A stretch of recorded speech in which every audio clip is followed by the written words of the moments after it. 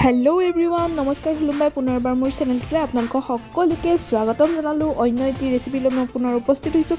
আজি দুই ধৰণৰ সৰু মানিমুনিৰ ৰেচিপি লৈ আহিছোঁ। তেতিয়াহ'লে ব'লক ভিডিঅ'টো ষ্টাৰ্ট কৰোঁ।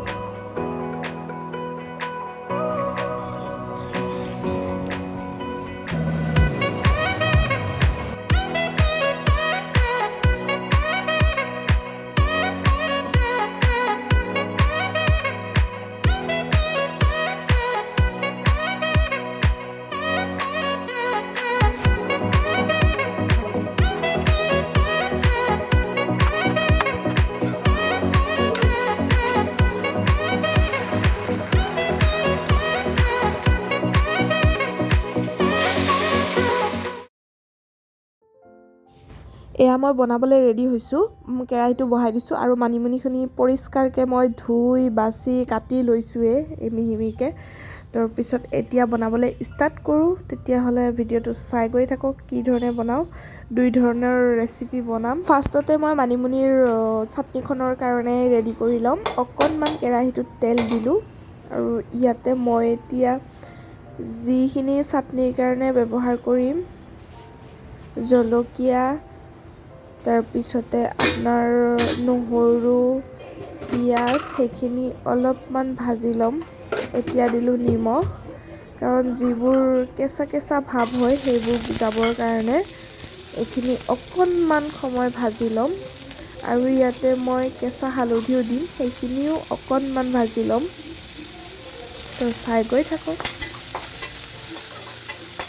এইখিনি ভাজি নলৈও ডাইৰেক্ট বনাব পাৰি, কিন্তু মই ভাজি লৈছোঁ, কাৰণ ভাজি লৈ বনালে অকণমান টেষ্টটো বেছি হয়, সেইকাৰণে মই ভাজি ল'লোঁ। এতিয়া দিলোঁ 2 পিঁয়াজ। এইখিনি মোৰ এতিয়া ধুনীয়াকৈ আধা ভজা হৈ গ'ল। এইখিনি মই এতিয়া উঠাই ল'ম। চাটনিৰ বাবে এইখিনি ৰেডি হৈ গৈছে।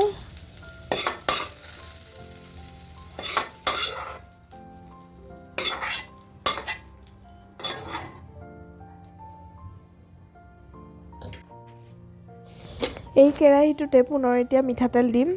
যিখিনি মই সৰু মানিমুনি সেইখিনি এতিয়া আৰু এখন ৰেচিপি বনাবৰ কাৰণে ইয়াতেই মই বনাম, যিহেতু শুকান ভাজিৰ ৰেচিপিটো। চাই গৈ থাকক।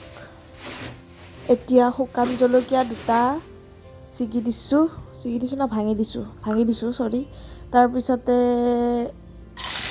ইয়াতে নহৰু 5 ফুটামান আছে, তাৰপিছত পিঁয়াজ, তাৰপিছত জলকীয়া দি দিছোঁ।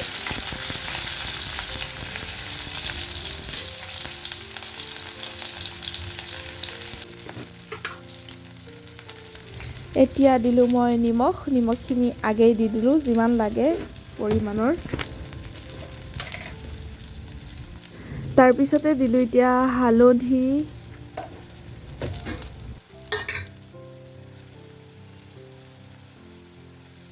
এতিয়া মই দিলোঁ 1/2 চামুচ জিৰা পাউডাৰ।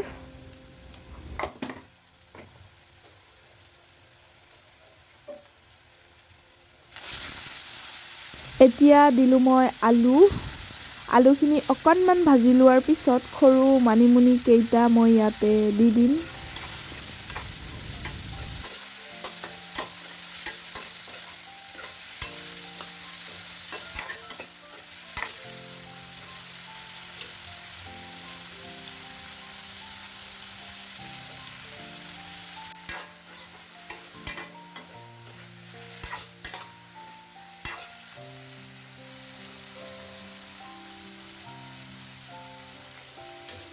আলু কেইডোখৰ সিজিবৰ কাৰণে এতিয়া 2 মিনিটৰ বাবে মই ঢাকনি লগাই দিম, জুইটো কম কৰি।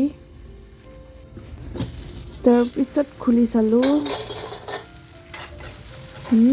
মজা হৈছে। আলু সিজি গৈছে আৰু মানিমুনি দিব পৰা হৈ গৈছোঁ।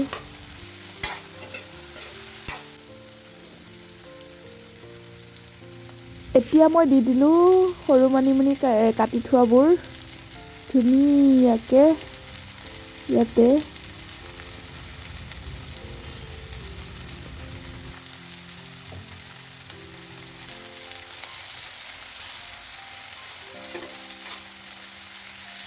এতিয়া চাৰিওফালে বঢ়িয়াকৈ উলট পালট কৰি সিজাই ল'ম আৰু।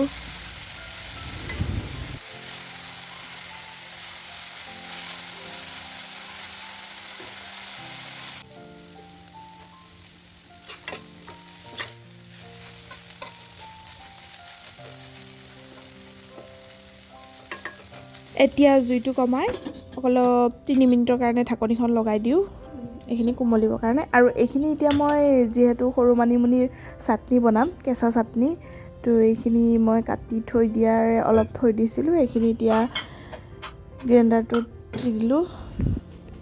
তাৰপিছত ইয়াৰ লগতে যিখিনি মই ভাজি কিনে থৈ দিছিলোঁ জলকীয়া, তাৰপিছতে পিঁয়াজ, নহৰু, সেইখিনিও ইয়াতে দি দিম। এতিয়া ইয়াতে দি একদম ঘূৰাই দিম আৰু মিক্সিত মাৰি, তাৰপিছত হৈ গ'ল চাটনি ৰেডি।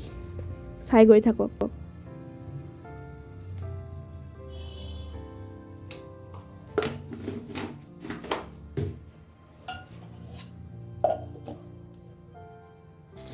এতিয়া ভাজিখন উঠাই চালোঁ, ঢাকনি দাঙি এইখন সিজিছে আৰু হৈ গৈছে ধুনীয়াকৈ। খাইতে মজা লাগিব। আৰু ইয়াৰে যি মানিমুনিৰ গোন্ধটো ইমান ধুনীয়া আহিছে নহয়, মানে কি ক'ম। এইখন এতিয়া মোৰ ভাজিখন হৈ গৈছে ৰেডি। এতিয়া মই গেছটো বন্ধ কৰি দিলোঁ। তাৰপিছত এতিয়া মই চাটনিখন কৰোঁ ৰেডি। এয়া এতিয়া মোৰ কেঁচা হালধি আৰু কেঁচা মানিমুনিৰ চাটনিখন ৰেডি হৈ গ'ল। খুবেই হেল্ডি চাটনি এটা বনালোঁ মই। আপোনালোকে যদি খাই নাই পোৱা এবাৰ বনাই খাই চাব, খুবেই টেষ্টিও হয় আৰু পেটৰ কাৰণেও খুবেই ভাল। সকলোৱেতো জানেই মানিমুনি আৰু কেঁচা হালধি কিহৰ কাৰণে ভাল, তো সেইকাৰণে এবাৰ বনাই খাই চাব, ভাল লাগিব আশা কৰোঁ। ইয়াতে মই এতিয়া অকণমান নেমুৰ ৰস দিলোঁ। নেমুৰ ৰসটো অপশ্যনেল হয়, দিব পাৰে নিদিব পাৰে। মই খাই ভাল লাগে নেমু চেপি দিলে, সেইকাৰণে মই নেমুখিনি দিলোঁ। এতিয়া মোৰ চাটনি আৰু ভাজিখন ৰেডি হৈ গ'ল। এইখন হৈ গ'ল হালধি আৰু মানিমুনিৰ চাটনি।